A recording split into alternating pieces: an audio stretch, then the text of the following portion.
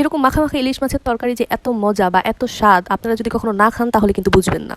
এটা সম্পূর্ণ আমার মায়ের সিক্রেট রান্না, যেটা আমার হাজব্যান্ড খুবই পছন্দ করতো, আর সেটা আমিও শিখে গিয়েছি। যেহেতু আমার হাজব্যান্ড পছন্দ করে, আমার না শিখলে চলে। তো আজকে শেয়ার করলাম আপনাদের সাথে। যদি কখনো ভালো লাগে তাহলে রান্না করে টেস্ট করে ট্রাই করতে পারেন। প্রথমে ইলিশ মাছে নুন হলুদ দিয়ে ভালোভাবে ম্যারিনেট করে রেখে দিতে হবে।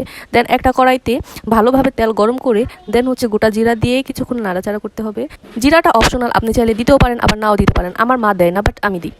তারপরে বড় সাইজের এক বাটি পেঁয়াজ বাটা, সাথে 4 থেকে 5টা কাঁচা মরিচ ভালো করে ব্লেন্ড করে তারপর এই গরম তেলে আপনাকে দিয়ে দিতে হবে আর কিছুক্ষণ কষায় নিতে হবে। আর সাইডে আমি ইলিশ মাছটা হালকা করে ভেজে নিলাম। যেহেতু ইলিশ মাছটা অনেক নরম থাকে, নাড়াচাড়া দিলে রান্না করার সময় ভেঙে যায়, এই কারণে আমি একটু হালকা করে ভেজে নিলাম, বেশি না, একেবারে জাস্ট। মশলাটা থেকে যখন তেল ছেড়ে দিবে তারপর আমি আদা রসুন পেস্ট দিয়ে ভালো করে আরেকটু কষিয়ে নিব, যাতে কোনো আদা রসুনের স্মেলটা না থাকে।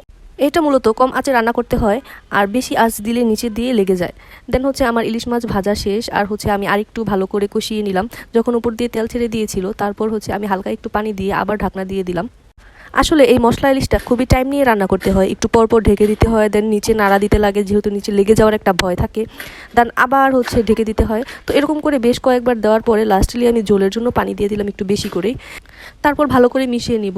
আর এটা যেহেতু আমার প্রথম রান্নার ব্লগ, তাই ভুল ত্রুটি হলে ক্ষমা করে দিবেন, কারণ আমি এখন পর্যন্ত ছোট, ওইরকম প্রফেশনালভাবে কোনো কিছুই করিনি। তারপর এই তো পুরো ঝোলটা ফুটে গেলে তারপর আস্তে করে ওই ইলিশ মাছগুলো সব ছেড়ে দিতে হবে।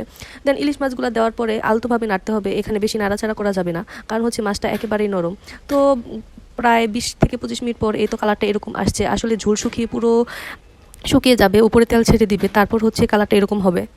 আশা করি আমার ভিডিওটা ভালো লাগলে সবাই লাইক কমেন্ট শেয়ার করে দিবেন। ধন্যবাদ।